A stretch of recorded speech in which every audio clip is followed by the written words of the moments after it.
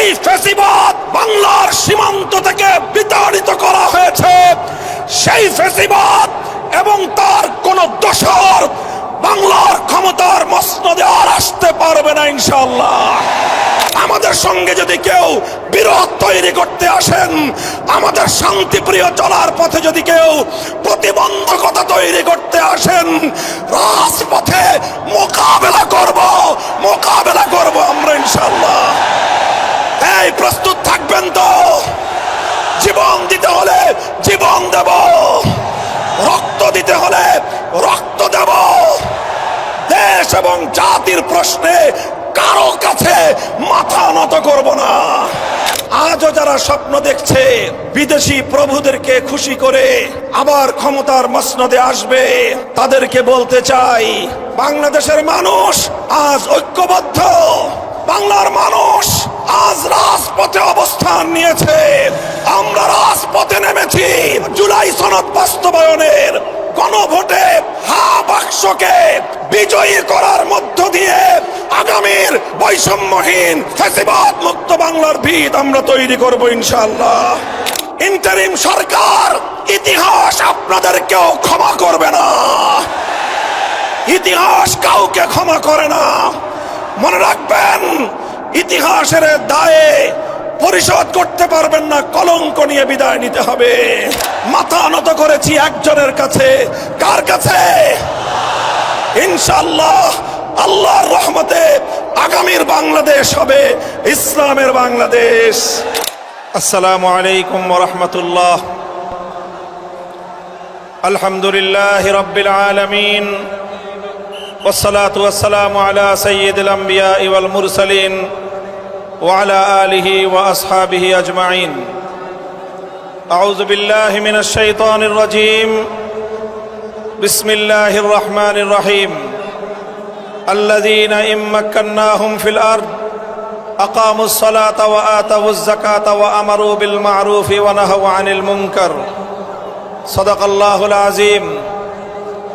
আন্দোলনরত ৮ দলের উদ্যোগে আয়োজিত খুলনা বিভাগীয় মহাসমাবেশে উপস্থিত সংগ্রামী সভাপতি, ইসলামী আন্দোলন বাংলাদেশের মোহতারাম আমির পীর সাহেব চরমনাই হযরত সৈয়দ মুফতি মোহাম্মদ রেজাউল করিম, উপস্থিত সম্মানিত প্রধান অতিথি, বাংলাদেশ জামাতে ইসলামের আমির জনাব ডক্টর শফিকুর রহমান সহ আন্দোলনরত ৮ দলের কেন্দ্রীয় নেতৃবৃন্দ, বিভাগীয় জেলা নেতৃবৃন্দ, সর্বস্তরের খুলনা বিভাগের প্রাণপ্রিয় আমার তৌহিদি জনতা, সর্বস্তরের বাংলাদেশের নাগরিক বৃন্দ,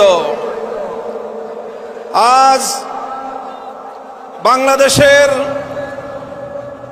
জুলাই অভ্যুত্থান পরবর্তী, জুলাই বিপ্লব পরবর্তী বাংলাদেশে দাঁড়িয়ে এ পর্যায়ে আমরা স্পষ্ট দেখতে পাচ্ছি বাংলাদেশের মানুষ ২ ভাগে বিভক্ত। একটি ভাগ জনবিচ্ছিন্ন, দেশ বিরোধী, বিদেশি আধিপত্যবাদের এজেন্ডা বাস্তবায়নকারী, ভিন্ন দেশের দালাল এবং ভিন্ন দেশের পদলেহী একটি গোষ্ঠী বাংলাদেশে আছে। আরেকটি পক্ষ বাংলাদেশের স্বাধীনতাকামী, বাংলাদেশের দেশ এবং জনগণের অধিকার রক্ষায় তারা তৎপর। এই হলো ২ পক্ষ। এই ২ পক্ষকে আরো সংক্ষিপ্তভাবে আমি চিহ্নিত করে থাকি বলি, বাংলাদেশ আজ ২ ভাগে বিভক্ত। এক ভাগ ৭২-এর বাকশালপন্থী, আরেক ভাগ ২০২৪-এর বিপ্লবপন্থী। আমরা আমাদের অবস্থান পরিষ্কার করছি, আমরা ২০২৪-এর বিপ্লবপন্থী শক্তি। আমি সকল রাজনৈতিক পক্ষগুলোকে জাতির সামনে যার যার অবস্থান পরিষ্কার করার আহ্বান জানাই। হয় আপনি ২৪-এর জুলাইপন্থী,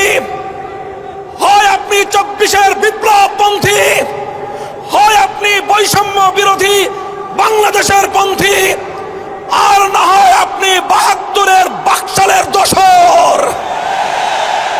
স্পষ্ট ভাষায় ঘোষণা করতে চাই, রক্তের সাগর পেরিয়ে 24-এর জুলাই বিপ্লবের পর 5ই আগস্ট মহান বিপ্লবের মধ্য দিয়ে যেই ফ্যাসিবাদ বাংলার সীমান্ত থেকে বিতাড়িত করা হয়েছে, সেই ফ্যাসিবাদ এবং তার কোন দোসর বাংলার ক্ষমতার মসনদে আর আসতে পারবে না ইনশাআল্লাহ। সংগ্রামী দেশবাসী, আমরা বলতে চাই, জুলাই সনদ স্বাক্ষরিত হয়েছে। জুলাই সনদের আইনি ভিত্তির জন্য আমরা ঐক্যবদ্ধ হয়েছিলাম। আমাদের সে ঐক্যের ভিত্তির উপর দাঁড়িয়ে জুলাই সনদের প্রাথমিকভাবে আইনি ভিত্তি কার্যকর হয়েছে, সরকারি আদেশ জারি হয়েছে।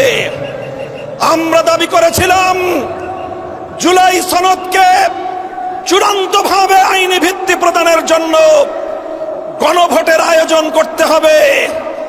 বাংলার মানুষ সেই গণভোটের মাধ্যমে ইনশাআল্লাহ জুলাই সনদকে চূড়ান্তভাবে আইনি ভিত্তি প্রদান করবে। আমরা বলেছিলাম বাংলাদেশের ইতিহাসের এই তাৎপর্যপূর্ণ গণভোট সংসদ নির্বাচনের সঙ্গে, প্রতীকের নির্বাচনের সঙ্গে একসাথে তালগোল পাকিয়ে এই গণভোটের মাহাত্ম্য নষ্ট করবেন না। আমরা বলেছিলাম এই জুলাই সনদের গণভোটকে আগামীর বাংলাদেশের মাইল ফলক হিসেবে প্রতিষ্ঠা করার জন্য আলাদাভাবে, স্বতন্ত্রভাবে জাতীয় নির্বাচনের আগে গণভোটের আয়োজন করা হোক। কিন্তু আমরা দেখছি যারা জুলাই সনদের, যারা জুলাই বিপ্লবকে আন্তরিকভাবে গ্রহণ করতে পারে নাই, যারা জুলাই বিপ্লবের বৈষম্য বিরোধী চেতনাকে ধারণ করতে পারে নাই, যারা জুলাই বিপ্লবের ফ্যাসিবাদ বিরোধী সংগ্রামকে ভালোভাবে গ্রহণ করতে পারে নাই, ষড়যন্ত্র করে পর্দার পেছন থেকে কলকাঠি নাড়িয়ে জুলাই সনদের গণভোটকে একই দিনে বাস্তবায়ন করার জন্য বর্তমান সরকারকে তারা বিভ্রান্ত করেছে, পথভ্রষ্ট করেছে। দেশের স্বার্থে, জনতার স্বার্থে, শান্তির স্বার্থে, ঐক্যের স্বার্থে আমরা গণভোটের আয়োজন, হয়তো জুলাই সনদের আয়োজনকে এখন আমরা বলছি স্বতন্ত্র নির্বাচনের মাধ্যমে আলাদা দিন গণভোটের আয়োজনের মধ্য দিয়ে জুলাই সনদ কার্যকর করার এই ঐতিহাসিক পদক্ষেপকে যেন বর্তমান সরকার তার প্রাপ্য সঠিক মর্যাদা দান করে। বলতে চাই, যদি এটা করতে ব্যর্থ হন, ইন্টারিম সরকার, ইতিহাস আপনাদেরকেও ক্ষমা করবে না। ইতিহাস কাউকে ক্ষমা করে না। মনে রাখবেন, ইতিহাসের দায়ে পরিশোধ করতে পারবেন না, কলঙ্ক নিয়ে বিদায় নিতে হবে। পরিষ্কার বলি, আমরা ইনশাআল্লাহ যেই ফ্যাসিবাদ রক্ত দিয়ে বাংলাদেশ থেকে বিদায় করা হয়েছে, বিদেশি প্রভুদের এজেন্ডা বাস্তবায়ন যারা করার জন্য আমার বাংলার স্বাধীন জনপদকে যারা ব্যবহার করেছে, আজও যারা স্বপ্ন দেখছে বিদেশি প্রভুদেরকে খুশি করে আবার ক্ষমতার মসনদে আসবে, তাদেরকে বলতে চাই, বাংলাদেশের মানুষ আজ ঐক্যবদ্ধ। বাংলার মানুষ আজ রাজপথে অবস্থান নিয়েছে। আমরা রাজপথে নেমেছি জুলাই সনদ বাস্তবায়নের, গণভোটে হা বাক্সকে বিজয়ী করার মধ্য দিয়ে আগামীর বৈষম্যহীন ফ্যাসিবাদ মুক্ত বাংলার ভিত আমরা তৈরি করব ইনশাআল্লাহ। আপনারা সকলে ঘরে ঘরে দাওয়াত পৌঁছে দিবেন। দলীয় প্রতীকে নির্বাচনের পাশাপাশি, দলীয় প্রতীকে ভোট দেওয়ার পাশাপাশি গণভোটে হ্যাঁ বাক্সে ভোট দিতে হবে। যদি কেউ এই গণভোটে না ভোটের ক্যাম্পেইন করেন, ধরে নেব আপনারাও ফ্যাসিবাদের দোসর। ইনশাআল্লাহ আমরা রাজপথে আছি। লেভেল প্লেইং ফিল্ড যদি তৈরি করতে ব্যর্থ হয় সরকার, নির্বাচন নিয়ে কোনো অনিশ্চয়তা দেখা দিলে সরকারকেই তার দায় গ্রহণ করতে হবে। সংগ্রামী সাথী ও বন্ধুগণ, এভাবে রাজপথে যে মহান ঐক্য গড়ে উঠেছে, সে ঐক্যে 8 দল মোহনায় মিলিত হয়েছে। ইনশাআল্লাহ জুলাইপন্থী প্রতিটি রাজনৈতিক পক্ষকে দেশকে ভালোবাসতে হলে, আগামী দিনে জুলাই বিপ্লবের চেতনা বাস্তবায়ন করতে হলে 8 দলের এই মোহনায় মিলিত হওয়া ছাড়া বিকল্প কোনো পথ নাই।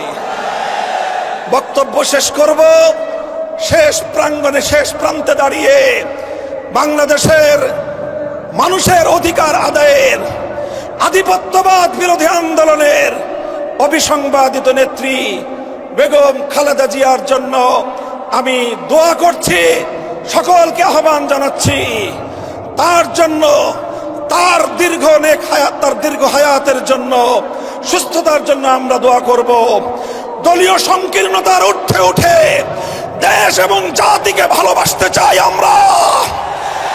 আমাদেরকে বিরোধী পক্ষে ঠেলে দিয়ে আমাদের সঙ্গে যদি কেউ বিরোধ তৈরি করতে আসেন, আমাদের শান্তিপ্রিয় চলার পথে যদি কেউ প্রতিবন্ধকতা তৈরি করতে আসেন, রাজপথে মোকাবেলা করব আমরা ইনশাআল্লাহ। এই প্রস্তুত থাকবেন তো? জীবন দিতে হলে জীবন দেব, রক্ত দিতে হলে রক্ত দেব। দেশ এবং জাতির প্রশ্নে কারো কাছে মাথা নত করব না। দেশের প্রশ্নে কোনো আপোষ করব না। মাথা নত করেছি একজনের কাছে। কার কাছে? ইনশাআল্লাহ আল্লাহর রহমতে আগামীর বাংলাদেশ হবে ইসলামের বাংলাদেশ।